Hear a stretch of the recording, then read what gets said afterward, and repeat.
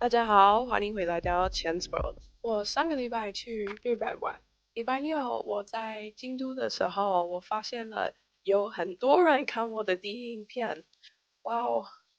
我想说，非常感谢所有看、留言或订阅的人。其实感觉有点尴尬，上我第一影片，也担心没有人想看，但你们都证明我错了。今天我有一些住在中国的时候有点夸张的故事，有一些人可能会看到我的影片，然后会想。诶，这个老外对中国到底知道什么？我有说过我是中文系，这不仅包括中文，还包括中国历史、文学。我在大学的时候表现最好的一些课程是中国传统小说、中国现代电影跟视觉文化，还有中国的语言景观。我还有学中医的历史文化。来台湾之前有住过中国。我先去天津流水，然后在北京清华大学当学生记者志工。我也在上海跟深圳有教英文，所以我觉得自己很了解中国。先说我第一次去中国，那是我去天津南开大学的时候，我跟大学的同学一起去，然后群组有10个人，有8个女生，2个男生，我们都相处的很好，除了一个女生，她在我们到达中国后，开始表现出奇怪还有攻击性的行为。我们到南开大学的时候，我发现了这位女生同学是我的室友。第一周，我注意到她洗澡的时候，她把浴帘放在浴缸外面，所以地板上到处都是水，有点麻烦。最初几天之后，她对宿舍抱怨很多，要求换到4人的宿舍。我不知道我做错了什么，但说实话，那时候我不太在意。周末我们群组会去附近的省旅游，我们去济南的家常菜餐厅吃饭。我们在吃晚餐的时候，他什么都没吃，只戴上耳机，用 iPad 最大声听音乐，也没有跟我们讲话。我们去的每一个景点，他都说只想睡在车里面。我们老师真的很困惑，如果你不想看东西，那你为什么还要国外流水、长城、文庙、泰山之类的东西？他都没有兴趣看到，好像他真的很厌世。最后我们回天津的时候，停在加油站，他马上下车抽烟。我心想，他是想杀了我们吗？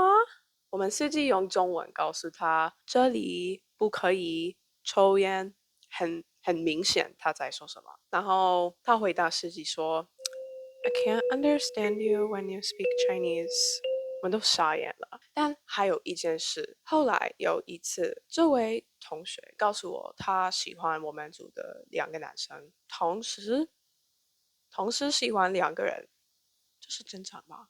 有一天晚上，我们在宿舍有一个小 party。他知道男生同学回来，所以他穿着白色 T 恤，下面没有什么，没有戴胸罩，有点大胆，不是吗？对，我们都觉得有点尴尬，不是有点，是很尴尬。我们流水结束后，他当初搭飞机回国，我们再没有见过他。这种情况发生了2次。第一次是我住在上海的时候，我去手机店申请方案，当然，我为了申请需要带护照，跟店里员处理完后，我把护照放在手提包里面，然后走路回家。那时候已经晚上了，外面天色已经黑了。我到家的时候，我看到护照不见了。到今天，我完全不知道这是什么发生的。我绝对没有把护照掉在外面，肯定有人在手机店或我回家的路上偷了它。我觉得是一定在我回家的路上，因为外面很黑，扒手可能更容易拿走我的护照。真的很恐怖诶！我现在的护照其实写着这本护照取代了被偷的护照。我以前的护照大概在黑市场的某个地方，现在我总是张贴 AirTag，我怕再次会遗失它。如果你在国外遗失了护照，压力会很大哦。第二次是我在哈尔滨参加冰雪节的时候，我在背包里面有钱包，大概有5000人民币，因为对，这可能不是最好的主意。我跟朋友刚刚去百货公司，然后要搭公车回旅社，公车很拥挤，而且灯都关了，这很奇怪吧？我到旅社的时候，对，surprise surprise，我的钱包不见了，至少旅社柜台女生帮我进包了。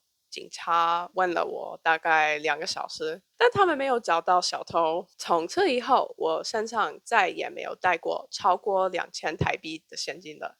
我在台湾没有遇到任何东西被盗的情况，我知道还有可能发生类似的情况的事情，但我很感激这里比较安全。我要先说下一个故事可能会有点刺激，尤其是如果你是女人。如果你觉得这个主题不舒服，请随意跳过。这件事发生我住在上海的时候，我从捷运站走路回家。我走在街上的时候，我感觉有一个男人在跟着我，因为他跟我穿过同一条街道，跟我一样转过同一个角落。然后我发现了，我进入房子的社区的时候，他还在我后面呢。他现在离我越来越近了，他手里拿着一些我看不见的东西。我按了电梯按钮进去了，他也跟我一起进了电梯。我看到他拿着一小盒药丸，应该是一种毒品。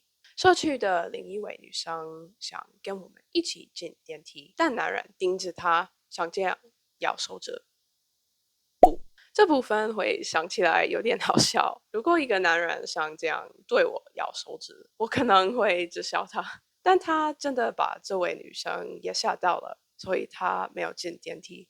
所以我跟一个怪怪男人被困在电梯里面。现在他知道我住在哪里。我们在电梯里面的时候，他只是盯着我，站在我旁边，什么都没说，像一盒 Tic Tacs 摇着毒品。我到达我的楼层的时候，我走出电梯，他跟着我到了房子的门口。我马上关门锁门，还好他没有试图进入我的房子。最后他走了。但这是我在中国发生过最可怕的事件之一。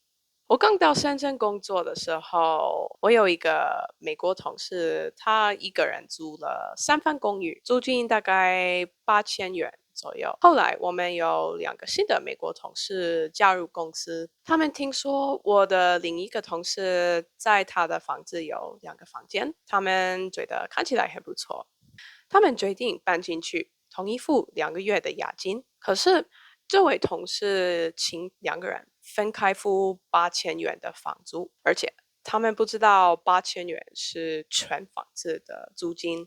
2个同事都给他16000元，这位女人竟然骗了他们32000诶！她也为自己不拥有的房子收取租金。他们给他押金之后，他们就发现了被骗了。因为我们的老板告诉他们，一个房间付8000元的租金太贵了，他们想退出交易，但这位同事拒绝退还他们的钱，这太可怕了！我真的为我的2个同事朋友感到难过，因为他们刚到中国，已经损失了很多钱。我们公司的大老板介入，跟骗子同事协调退还钱。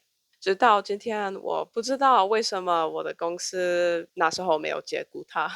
另外，为什么要骗自己的同事？每天都要见到他们，那不是很尴尬吗？真的很夸张吧？那是2015年左右，在2017年拘留营开始之前，新疆跟西藏其实上对外国人开放，但你可能需要买特别的旅游套餐，也可能需要通行证件。我的台湾同事邀请我跟他一起去新疆，我其实觉得新疆看起来很棒，因为新疆是一个非常独特的地方，在文化地理上跟中国其他的地区有很大不同，所以我很兴奋去新疆。一路上也遇到了一些问题。首先，我订机票的时候不小心用了我的中文名字，而不是在护照上的名字。当我去登记的时候，他们说我无法登记，他们也没让我改我的名字，因为在中国他们的预定系统没有办法这样做。哦，对了，就是我遗失了护照之后，我其实就是带着护照复印旅行，我浪费了钱买了一张去乌鲁木齐的新机票，这很烦人，但随便。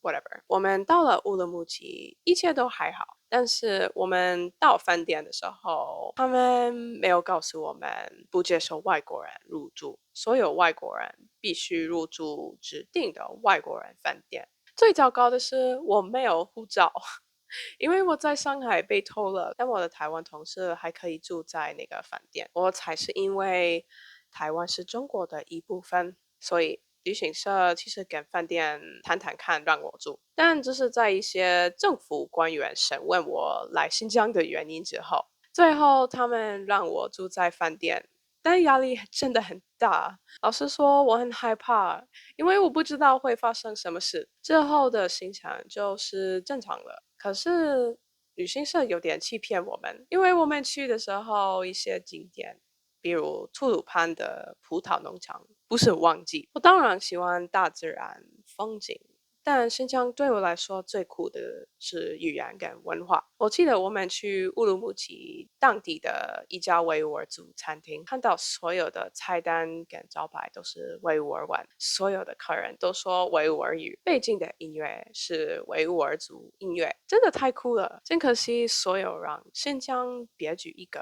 都被中国政府抹去了。我觉得，如果我今天回到新疆，情况会跟我记忆中的有很大不同。这个故事的寓意是，不要跟你的台湾同事一起去中国旅行，开玩笑。